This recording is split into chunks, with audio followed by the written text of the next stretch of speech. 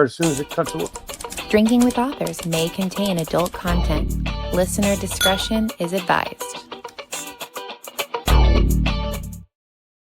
Hello, everyone, and welcome to another episode of Drinking with Authors. I am your host, author Nick Savage. This episode and every episode is brought to you by Four Horsemen Publications. Head on down to their website, which is Four Horsemen Publications. They got creative with that, .com, and check them out. But with us tonight is an author not on that website. I want to welcome SS Nightshade. So, SS, welcome to the show. Hi. So you, we were talking a little bit backstage, and I'm looking forward to this interview. Seems like it'll be fun. You have authored many books, but the series you have written, which is called Wicked Sounds, does not take place in Boston. I just can't say the word wicked without putting on a really bad Boston accent, but that's just because I play Fallout. And if you know, you know. Book one is Sins of Bleeding Gold, and book two is Price of Stolen Flame. How wrong was I on those titles? I got them right. You got them right. Fuck yes. Okay. The practice paid off. You got them beautiful. Yeah, I'm trying to get out of my habit of messing up all the titles that I'm trying to read. For the people watching, again, hold up those books one more time. Yep. While I babble a little bit more. First one, Sins of Bleeding Gold. Second one, Price of Stolen Flame. Wonderful. Third one, whenever the hell I get around to it. Yes, as I was going to say, it will be a trilogy, and you're not going to George R. Martin us. You are going to actually write. I am going to finish it. It has a title. It has a first chapter. But for the people that actually read book 1 and 2, you know the disaster that I'm dealing with Valen and Silas. So yeah, I needed a minute to fix that. When you plot, do you, or when you're working out a book, I'm assuming you're a plotter if you're working through the book. No. Plotting is my cell phone's note app coming in clutch because I have about 5,500 bullet points there of stuff that needs to happen in relative order or stuff that needs to be fixed for everything else that I want to happen to make sense. And then the rest of it is just chaos from there. Okay, so you do have like index cards of sorts. It just happens to be your cell phone's notepad. Yeah. Okay, yeah, I actually use little business cards instead of index cards because I have thousands of them, so I'm just like use those and stuff. For one of my other books, I used sticky notes that were all over the wall. Sticky notes are great. That was a standalone though, so that I was just able to put up and just deal with it. So no, because sticky notes are nice because you can also move them. You know, like oh, this needs to happen before this, or yeah, or this can't happen now because something else happened. Yeet it to oblivion. Yeah. It's gone. It's done. It's over. Exactly. Oh, I have to digress for a moment. What are you drinking with us tonight? I have water because I'm sometimes a mature adult, but I also have an entire bottle of Riesling underneath the camera so I can keep filling this. All right, we have to drink all that, so down that glass. Let's get to the second. The sticky notes are great. Have you ever done like the linchpin strings from like... I know what you're talking about. I have not done that exactly. The worst I have done, I can actually rotate you a little bit. That wall over there above my dining table was about 2 years ago now when I was working on book 2 of this. I straight up bought like a roll of poster paper and just rolled it out across the entire wall and was writing on it with marker. And my husband came home from work while I'm up on the church pew that everyone has in their house. My church pew is for my dining table. I'm standing on that, leaning against the wall with 4 colored markers in my hands, looking like I'm writing on the wall. It's white paper. And I'm like, relax, relax. Everything's somewhat going to plan. It's fine. Everything's fine. So the chaos of plotting book 3 and book 2 and 1 aside, what are they about for the audience who has not read them? Okay, so originally I was marketing this as a high fantasy. Then I realized that's only somewhat true, so it shifted to a dark fantasy, which I realized is also somewhat true. So now I'm on paranormal fantasy because it's all dark shifters and that type of stuff. So there's no like balls, no ball gowns, nothing that you typically find within popular fantasies these days. Instead, I have 2 unhinged demonic sisters. One is half of a god. One is currently the queen of hell. And instead of going to balls and gowns and everything, between war and kidnapping and blood drinking and everything that they're doing as demons do, they're in a nightclub, like very 2012-esque type of nightclub with all the good music going on. So it's technically a fantasy based on the positioning and based on the storyline, but it's way darker and way more chaotic than what else is going on in the world currently. It runs like an anime more than a fantasy book, really. So it runs like an anime, but it's a paranormal dark fantasy. Yeah. With touches of high fantasy concepts in there. Just no touches of epic fantasy, but yeah. Very nice. And two sisters. Yep. Okay. There are boys. The love triangles are there. The fated mates are there. The vampires versus hellhounds, because I never got over Twilight, is there. But it's mainly about these two sisters kicking everybody's ass.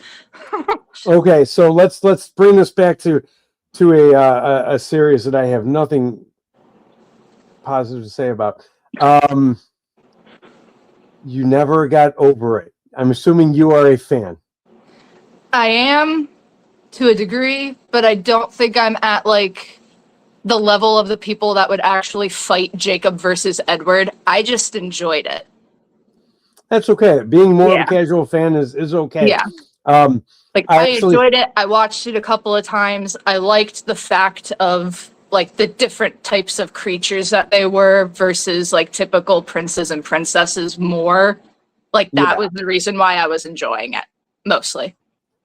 I actually think it's funny because some of the actors in that movie, in that series, got such a bad reputation from, and it wasn't their acting because they're phenomenal actors. It was just, the writing.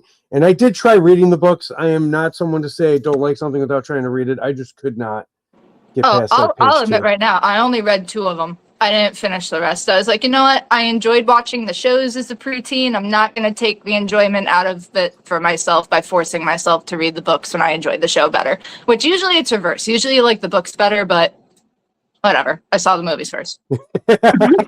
There are a few where the movie is better than the book. Not many, but there are a few. Are you reading anything right now? I'm actually halfway through a duology. And I can grab the first one right now because I'm so smart. I sat in front of my bookshelf. I'm in the middle of reading it's Bury Your Teeth, and then I think Sharpen Your Claws. It's called The Wicked Ones Duology. Hey, she uses Wicked too.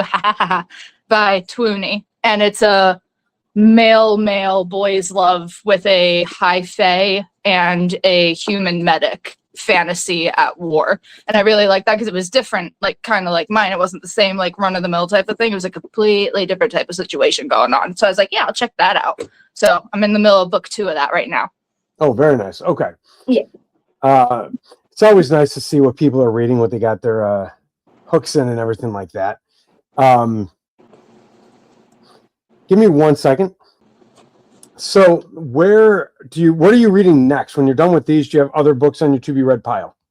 The entire bottom shelf here needs to be read, so that's roughly 20 books I'm currently staring at. But wait, there's more. I have another shelf up here that has another 10 books that needs to be read as well. So you do have a nice pile that you're waiting to sink your teeth into. I have a very hefty pile right now. I'm kind of on a book buying ban until Tales of Darkest Time, when I inevitably walk around and buy all my friends' books that I don't have yet. Well, see, buying books and reading books are 2 very different hobbies. Yeah. Some people like to buy books just because they look pretty on their shelves. And that is something to be said. I mean, authors appreciate their books being purchased. I think we just might appreciate them being read slightly more than just purchased. But reviewed them, please. Reviewed. Oh my God. Them, please. Let's talk about reviews for a second. You can sit there and sell books, and you can't beg for reviews because it just seems, But how many people are always like, oh yeah, we'll leave reviews, and then never do? Mm-hmm. Even if you don't want to write anything, just click the number of stars and call it a day. That's it. Just click the number of stars and call it a day.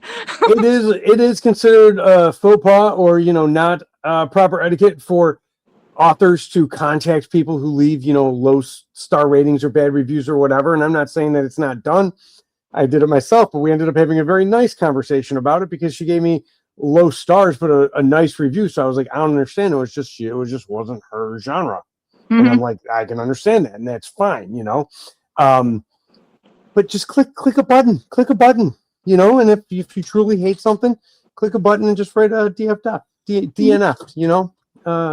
not that anyone wants to hear that, but And at least even it's if honest. you freaking hated it, go ahead. Tell me why. I'll know what to not do again. Yeah. Like, it's better than just the empty void of, okay, I sold 50 books today, but what? Yes, exactly. So, speaking of things you don't like to do again, or don't want to do again, any tropes that you absolutely do not like writing? Ironically, I don't like reading it, and I'm never going to try to write it, at least in the traditional sense of friends to lovers. So, not in the traditional sense.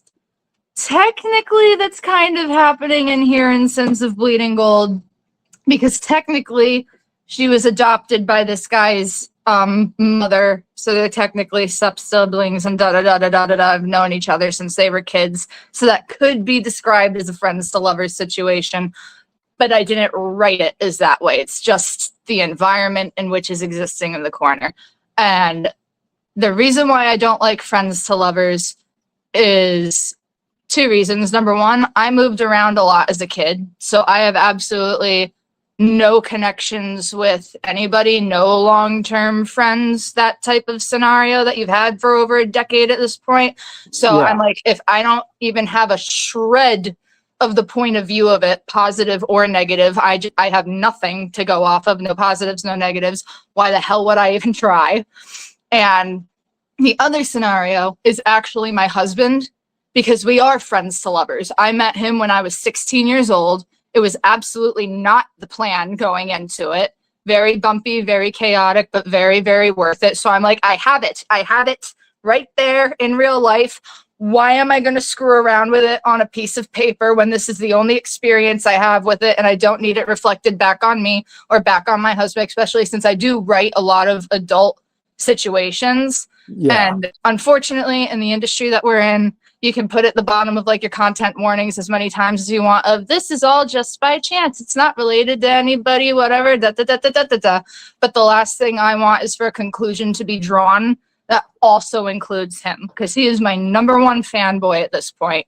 I never hear no with any of the shit that I'm doing like this. So the last thing I want to do is put him into a position where the world has him under a microscope as well. So I'm not even going to touch it. Like, it's just over there in the corner, never happening for me. No, and that's understandably so. And it's hard, and it is hard to write something if you don't have a connection to it, because like you said, you moved around a lot, so you don't have those long-term friendships and stuff. It's hard to write from, a point of view with experience being lacking like that. Are there any tropes then that you love to write or that you try and incorporate in when possible? There's a trope that I've incorporated a lot that I didn't realize I incorporated a lot, so now I'm avoiding it, but I have the dead mother trope in like 4 of my books, and I don't know why. It's just there. And I do love writing a good enemies to lovers, because I had a lot of chaos when I was a kid. I had a lot of angsty moments and not safe situations. So having like a positive route come out of that with an enemies to lovers type of thing, I love doing that over and over and over again. Very nice. Yeah. Very nice. So then let's bring it back to book number 3, which is being worked on. Yeah. No timeline? The original timeline that I told people when I was at an event, I think in March, was if I get my shit together, it'll be done by Christmas this year. Obviously, I haven't got my shit together because it's June and I have 1 chapter. So now I'm marketing it as like July-ish next year. And I'm like, I can actually do like a giant birthday celebration because my birthday is in July, and I can have the trilogy be complete. Takes a lot of pressure off of me. I have a full year to finish it and edit it and do the cover, because that's another thing. I am the person that went to college and became an English major because I knew that I wanted to do this. Yeah. So all of my final editing, not beta reads and not arc reads, all of my final editing, like sentence structure, grammar, all the not fun stuff, formatting, I do that myself because I know how. I learned how. And then my covers, I draw or design all my own covers as well. So it's not just me getting the book done and then just like having to wait for everyone else to get their pieces done. I do everything. So I'm like, at this point, because there's so much chaos that I need to like get back into a cone to have it filter down to where it needs to be. It's not coming out at Christmas time. I might release a Kickstarter or something. I want to at least have the cover ready for that at that point, but it's probably not going to be available for purchase till next June or next July. So we were talking backstage and you mentioned having like ADD, type stuff. Yeah. Do deadlines not give you a sense of structure and something to work toward then, I'm assuming, since Christmas is not going to happen? Yeah. They give me a structure if I know it's within my capabilities of doing. So when I was in March, like, oh, I can have this done by Christmas, I was thinking that and saying that without actually looking at what I had left, where at this point I've reread both book 1 and 2. I looked at my notes for what I wanted to happen in book 3. Again, I'm side-eyeing Silas and Val and these two fuckers that screwed up my entire plot by dilly-dallying over there and doing whatever the hell they wanted. And I'm like, okay, I know what I'm going to do with that now, so it still makes sense and there's no plot holes. I'm like, okay, now at the pace that I'm writing, because I also have 2 other works in progress at this point because of the ADHD, I need more than one thing going on or I just get burnt out and do nothing. Yeah. I'm like, it's going to be next summer. I'll have the cover for this done. I can start marketing it super freaking early, which will be good for me. But I don't want to give myself a deadline that's only going to stress me out. Where, okay, hey, July 10th, it's going to come out. Never mind. Surprise, everyone that pre-ordered, you're getting it a month early because I'm done. Like, I'd rather have that be the scenario than running out of time. Delays are always bad, and then of course it makes the readers a little frustrated. So definitely understand. Rather have it later and get it earlier than vice versa on that. So when you're writing, who, and I want to say this in a way that doesn't make it seem like you're ripping people off or anything like that, but like, who are your influences that inspire you when you write? My influences for character, like myself, my character, how I present myself, the effort that I put into my work, is Holly Black specifically, because my dumbass, when I'm 17 years old, before I'm in college, still in high school, I decide to send her fan mail. And I've sent fan mail to other authors before, other celebrities before, as stupid-ass teenagers do, because we think the world revolves around us at that point. Yeah. But she actually took the time and hand wrote me a letter back and gave me advice and encouraged me. And I'm like, you did not need to freaking do that. With everything that you have going on, especially with how big she is with the Cruel Prince series, I'm like, I'm a 17-year-old little shit chilling in nowhere, New Jersey, and you sent me a handwritten letter back, which I still have, because I still can't believe that she did it. So character-wise, I want to be like her with the effort that I'm putting into my books, with the effort that I give my time and my energy to potential fans and potential readers, because that really stuck with me, because she didn't need to do that at all. When it comes to my books, I grew up in that beautiful era of the 2000s where all the fantasy dystopian type of stuff was happening. Like the Mortal Instruments got that amazing movie and then a live action show. Then we had like Maze Runner come out, everything that was like that. Twilight was still big, even though I was a few years like behind the teenage group that was released for. So I had all of these different types of creative views that were pulling on different aesthetics and archetypes for fantasy, rather than the traditional prince and princess, king and queen, that type of scenario. So that's what I'm really feeding into my books if I'm pulling from like live action stuff. And then I mentioned it briefly before, I am 100% a weeb. I have been watching anime since I was 9 years old. The books Sins of Bleeding Gold, I cannot draw people, so I certainly cannot animate, but I do not want a live action of that if it ever comes to that point. I want it to be made into an anime because it's written for that. It's supposed to be that. All my character art, they're either like written, they're drawn as animated characters or chibis because that's what it's supposed to be for. So I pull a lot of like fantasy anime elements out of that, like classic ones like Fairy Tale, like the way that the wizards would use their magic, how that was shown on the screen, drawn out, then more modern ones like darker elements from like Jujutsu Kaisen or Demon Slayer, that type of animation and that type of emotion and like action sequences as well. That's what I'm really drawing on and putting into my books. I just can't draw it, so I write it instead. No, completely understandable. Now, as someone who has absolutely zero knowledge and zero experience with anime of any sort, just something I never got into outside of like one anime that I watched that's kind of obscure. How does, and this is just something because everybody nowadays is talking about K-pop Demon Hunter, which is an anime from what I understand.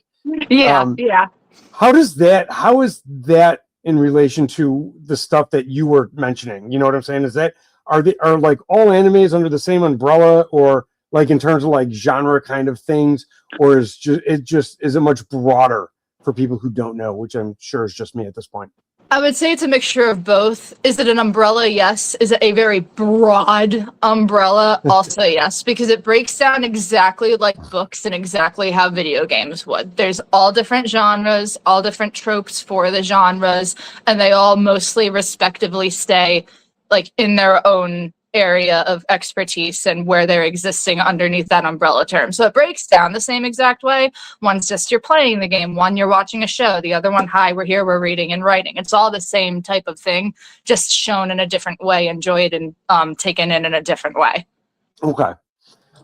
That's good to know, because like I said, I don't have the experience with it. Animation is something that's just doesn't hold my attention in any way, shape, or form anymore, which kind of sucks because I loved South Park back when I was a teenager. You know what I'm saying? And everything like that.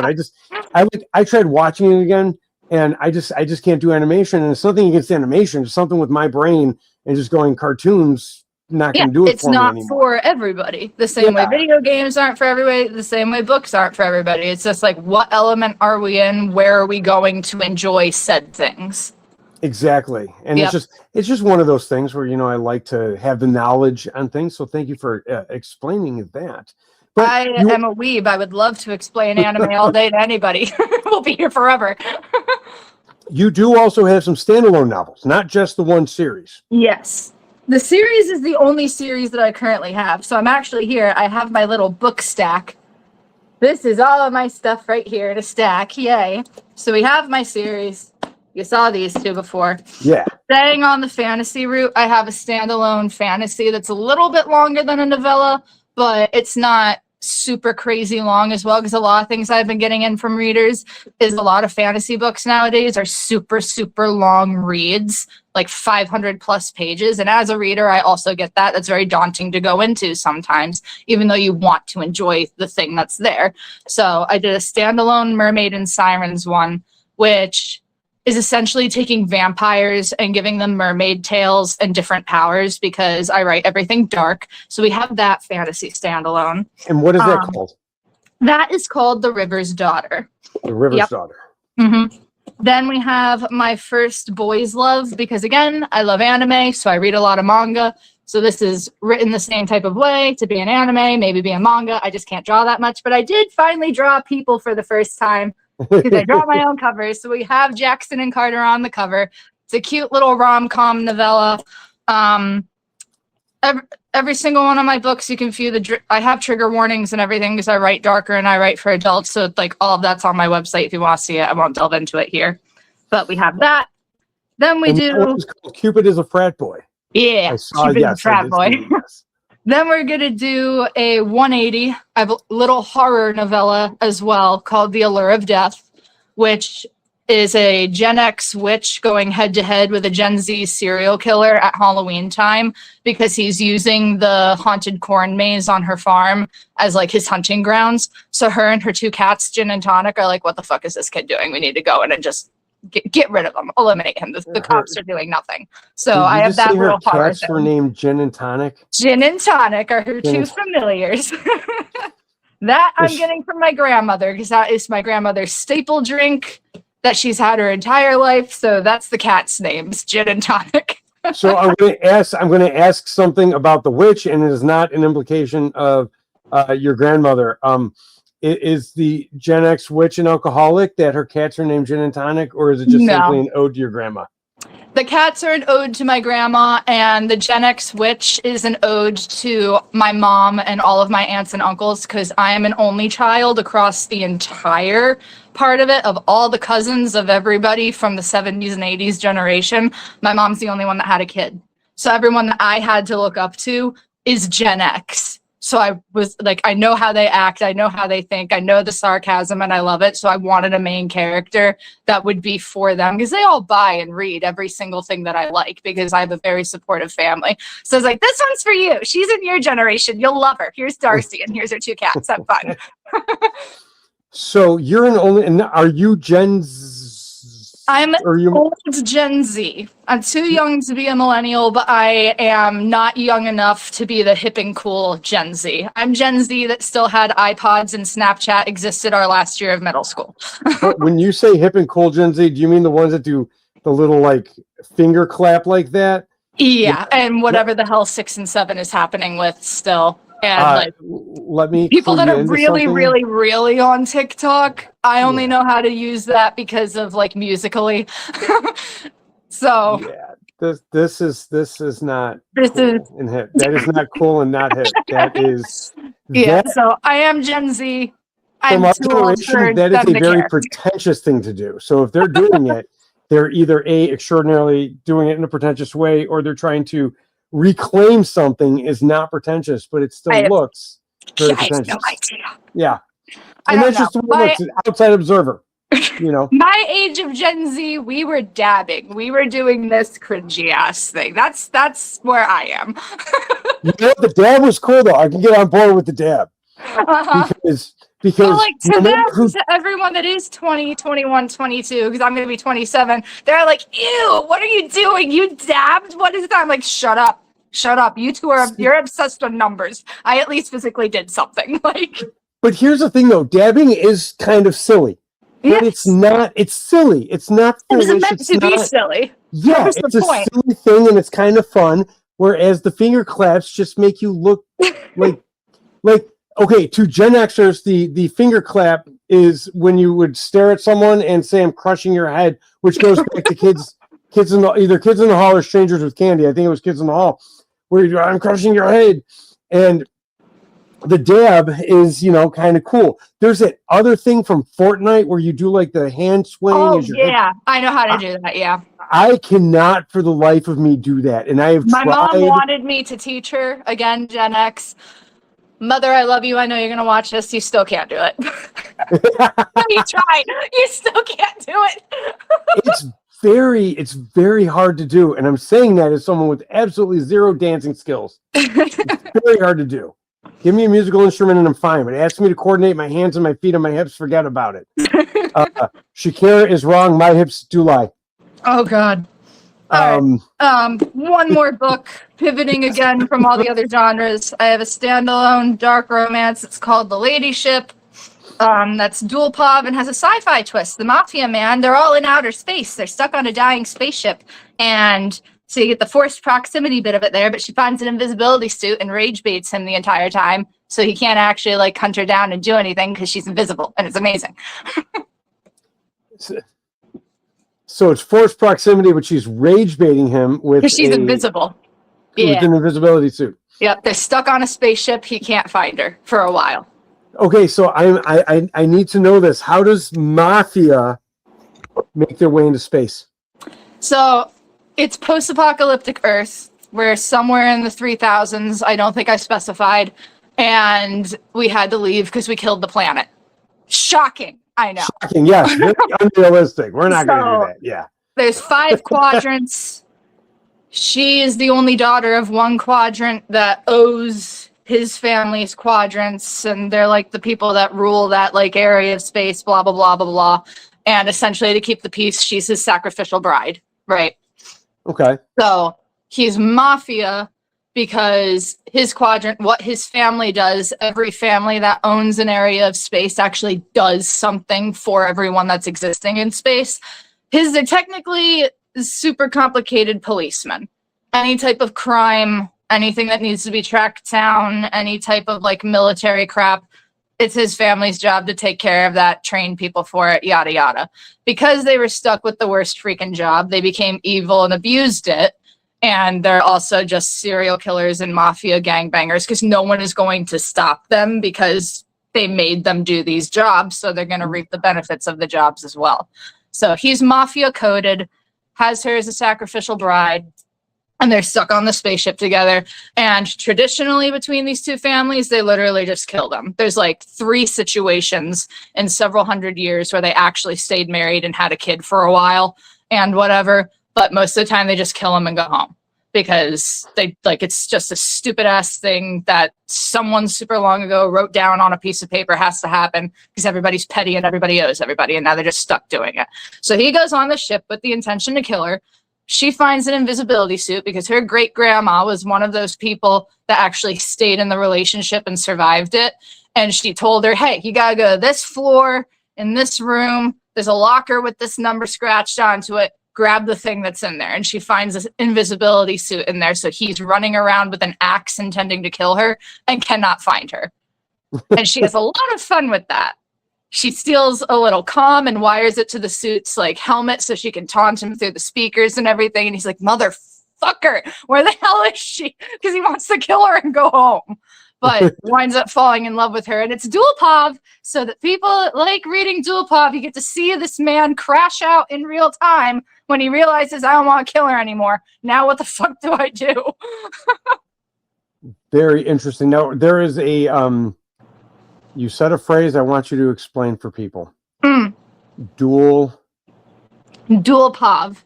Dual point of view, as in you get, I do this a lot in a lot of my books, as in you get first person point of view from her perspective of things that are going on. And then a next chapter, you're flipped into his first person point of view perspective of what's going on.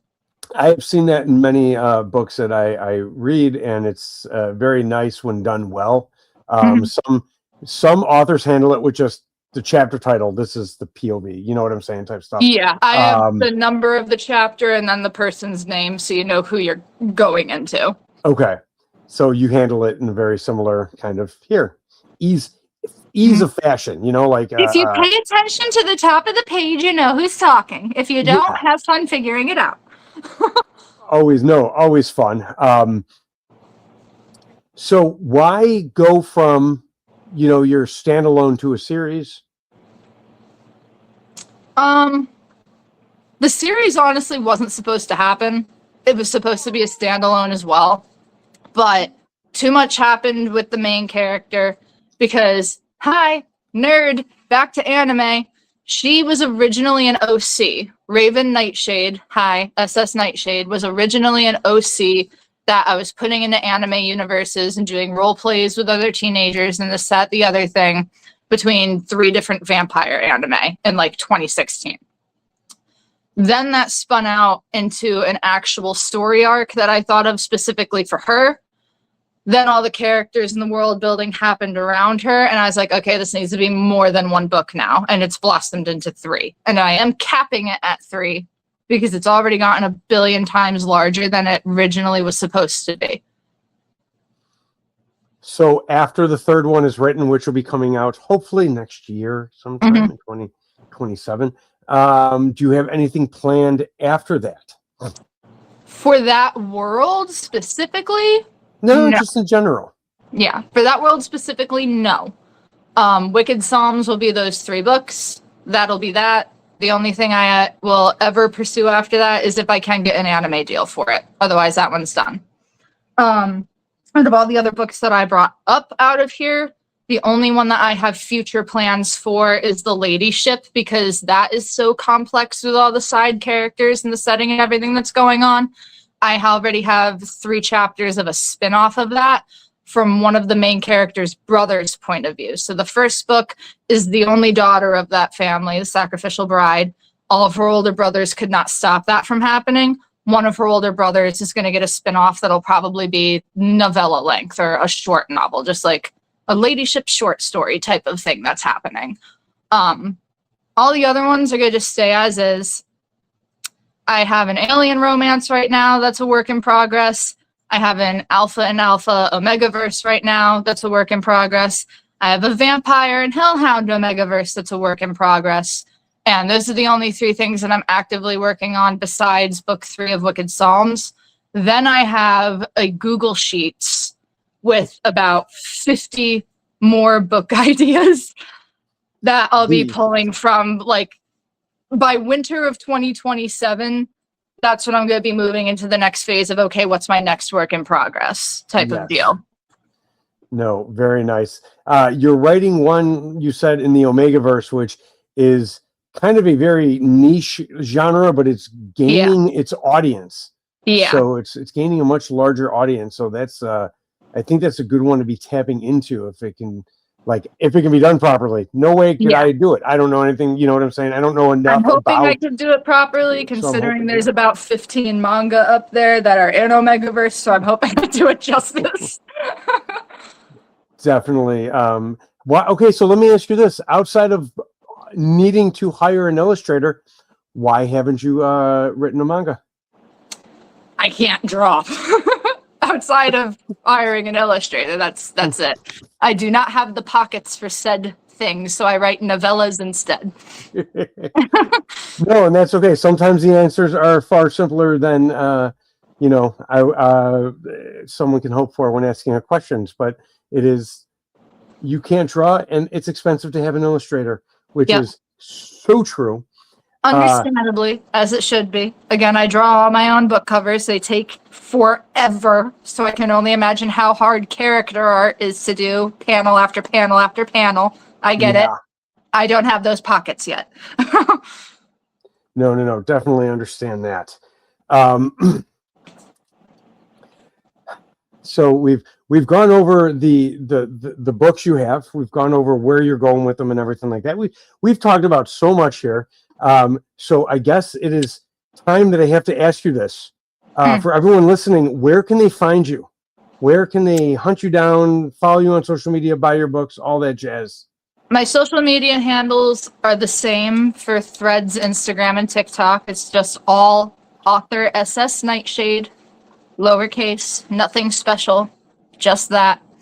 And if you want to buy my books, my website is linked in my bio of every single one of my social media pages, because I found a little loophole that I love with Ingram Spark of being able to price my books where I want them. Because the one thing that readers don't see, because they're just like, they don't have to do the business side of it, is where you're forced to put a price point, because they're going to list it over here and list it over there. So because of that forced price point, you're going to go on Amazon. All my shit's there. All of it's stupid ass, like $38. And I'm like, what the fuck? It shouldn't be $38. So on my website, I think my hardcovers are $26. My paperbacks are $22. Novellas are $18. That type of jazz. Because I found a loophole of being able to change the price point for single sales links. And I put that there. So screw Amazon, screw any other third party. If you go to my website, it'll be cheaper. Yay. And the website is, one more time for us all, nightshadeswritingdesk.com, and it's linked in every single one of my bios. Very easy to find. nightshadeswritingdesk.com as well. Yeah. And they can sign up for your newsletter there as well, I'm assuming. Yes. Okay. That helps us all out. Do you have any shows coming up, author signing events, single signings, anything like that, where people might be able to find you? Yeah, I will be in the end of July at Tales' Darkest Time out in Hershey, PA. It's a giant indie author event, and it's a fun, different indie author event. You do not need to buy a ball gown. You just need to buy the pajamas, because we're having a pajama party. And I am so looking forward to being able to roll up in pajamas and slippers and not have to do a full face of makeup for that. It's going to be great.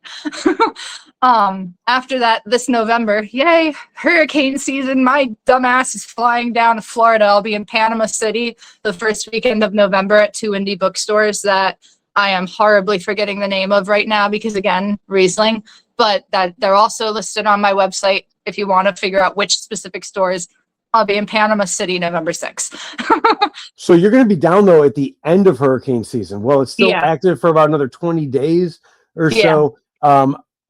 In your defense or in your, hope, we're expected a slow hurricane season this year. Which I'm very thankful for. Not even for that, because the majority of my family lives in Florida now. So that's why I do signings down there as well, because I visit them while I'm there.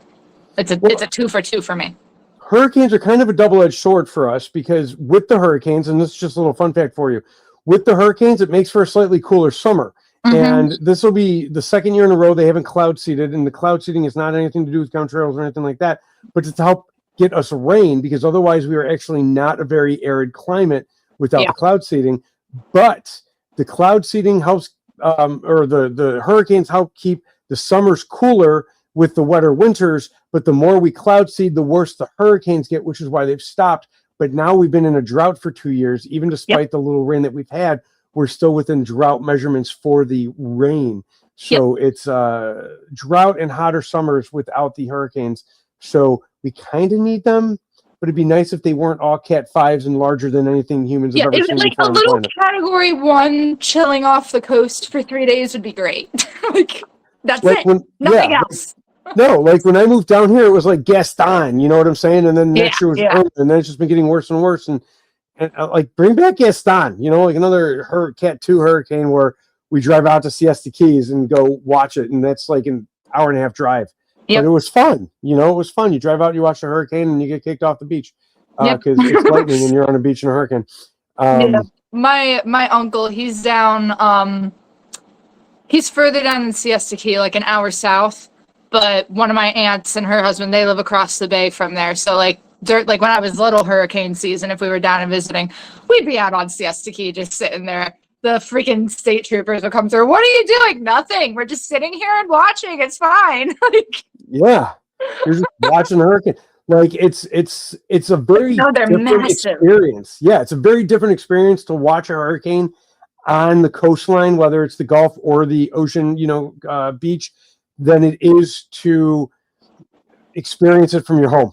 You know, because it's at your home, it's just really bad wind and rain. I mean, I understand that's what a hurricane is. It's really bad wind and rain. But on the beach is a very different experience. And anyone who grew up in the 80s and 90s and knows Point Break, it kind of, gives a little Point Break vibes and stuff, to incorrectly use another generation's terminology. It's giving Point Break.